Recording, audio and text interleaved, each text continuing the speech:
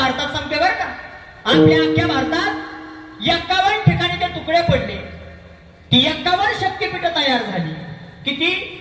51 शक्तिपीठ. आणि त्यातली 3.5 शक्तिपीठ ही महाराष्ट्रातली आहे. त्यापैकी कोणती?